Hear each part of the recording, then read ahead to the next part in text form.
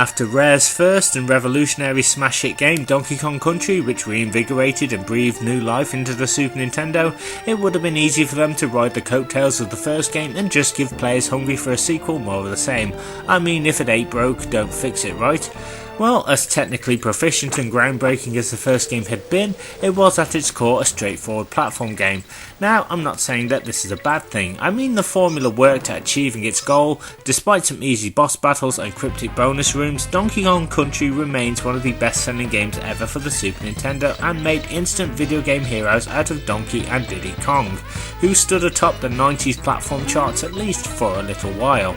The question for Rare Ware became, how do we create a sequel that will follow up to the success that the first game had? The answer took everyone by surprise. Rare, rather than phone it in and give us just more of the same, took the Donkey Kong design back to the drawing board and not only dramatically changed almost everything we'd come to know and love about the first game, but they also made a very risky move by making Donkey Kong largely absent from the game and thrusting little Diddy Kong into the hero role this time around. The game picks up after the events of the first game. The angry King K.rool has returned and kidnapped Donkey Kong, taking him to the Kremlings' own island Crocodile Isle, which is just off DK Island. He demands that the Kongs hand over the entire banana horde for Donkey's safe return. Diddy Kong, however, desperate to prove himself as a true video game hero, teams up with his girlfriend Dixie Kong and they both head off to K.rool's island to try and attempt a rescue. It's clear right from the start of the game that things have changed.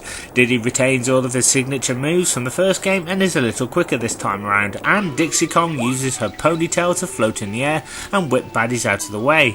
So there's a greater diversity between the two monkeys, as the player must use their individual skills to navigate their way across the various new worlds within this dangerous island. It's not just a simple case of tagging in and out this time round though. Diddy and Dixie must occasionally use a double team move to throw each other up in the air to get to higher areas, grab secrets and bonuses that are normally inaccessible. You'll be collecting the familiar collectibles that you did in the first game, and every single level is much more than just eye candy. In fact, each one is much larger, more dangerous and involves moving in both directions to try and reach the end goal. The game itself now has a pirate motif with a ton of enemies donning hats, peg legs, shooting cannonballs, using cutlasses, and even K.rool has reinvented himself like Madonna as Captain K.rool. This second country game is much larger than the first, with plenty to see and do. Once again, hidden on each level are secret bonus rooms, and this time there's more of an incentive to try and find them, as they contain a minigame which the Kongs must complete in order to earn a Krem coin. Collect enough of these and you might even be able to enter a hidden lost world. Also, there's a hidden DK coin on every level that must be found. The more Diddy and Dixie collect, the more Diddy's status of video game hero increases.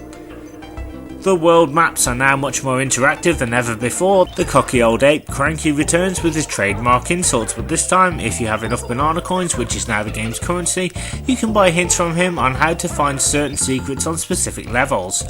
Newcomer Wrinkly Kong, who is Cranky's wife, runs Kong College and is available to save your game once she has been found on each world. Funky Kong, the cool Kong, returns with his barrels that blast you across Crocodile Isle. And finally there's Swanky Kong. This guy runs a game show and quizzes the Kongs about certain aspects of the game, with correct answers winning a prize.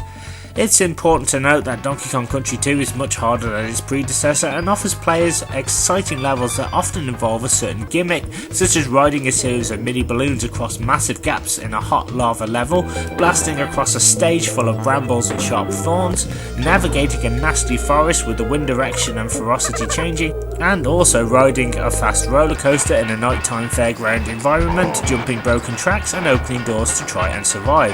There's always something new and interesting to do. But whilst this game is harder, unlike the first game, trying to find a lot of the bonus rooms are much more achievable now, and whilst some may require some puzzling to find, Rare often provides subtle clues to help the player out. Also, you're rewarded the more that you explore in this game, as there are hidden banana coins, bananas and extra lives for the eagle-eyed player to find. Just like in the first country game, there are animal buddies to find, and this time they are much more than just a vessel to help you destroy enemies and give you an easier time. Some are actually required to help you finish the level or to reach areas or bonus rooms that the Kongs alone can't even get to, even with their double team moves. We have a large cast this time around as Rambi the Rhino and Ongar the Swordfish return along with Squawks the Parrot, who is now fully playable, and joining them are Squitter the Spider and Rattly the Rattlesnake. What's cool is that as well as being ridden on, they can also be transformed into and played individually at certain points on a stage. As for the bosses, be careful what you wish for, because this time they are brand new and far more threatening than in the first game. There's everything from an angry crow who drops eggs and actually returns later as a ghost to try and carry on the fight in another world, a huge muscle-bound kremling called Kojel who can stun the Kongs with his jumps and bat them out of the way, a flying cleaver.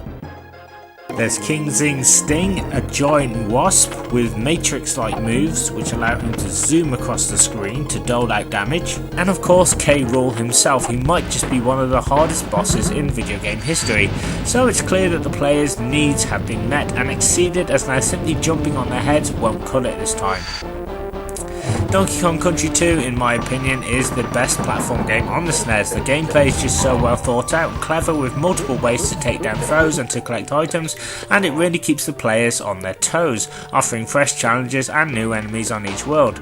I will go on record to say that this is even better than the first game, as although many of the challenges may seem insurmountable at first, they are wholly achievable once you work out what is required of you, and it balances this with a much more structured approach, with levels having so many secrets to find that if I mentioned them all, I'd be here all day.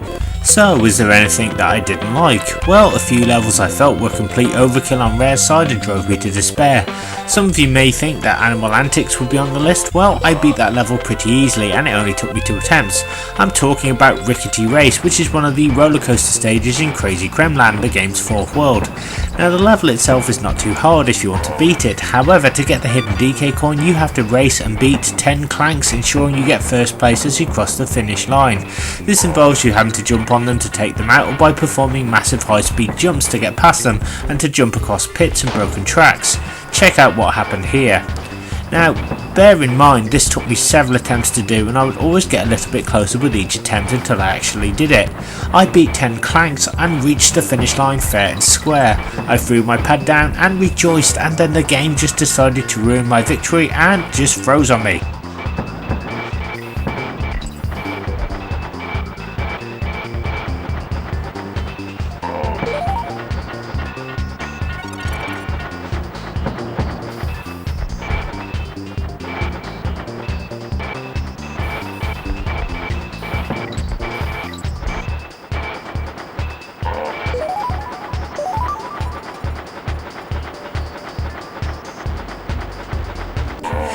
This meant I had to reset my console and try again. I was not pleased, believe me. Then there's Parachute Panic, where you play as Quarks, a purple parrot who can only fly downward for some reason and must carry the Kongs as they descend through a trap-laden wasp hive.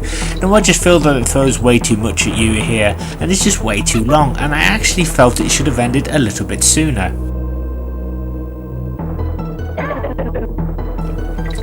Apart from those niggles, I had an absolute blast with this game and cannot recommend it highly enough. So in conclusion, Donkey Kong Country 2 basically reinvents the wheel and manages to surpass the original and people's expectations of what this game should offer.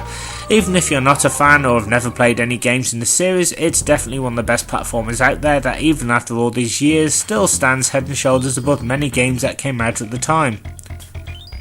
Thank you very much for watching my review. If you've enjoyed it and would like to see more, then why not subscribe, as you'll really be helping my channel to grow, and you will also be instantly notified every time I upload a new video. Take care and I'll see you soon.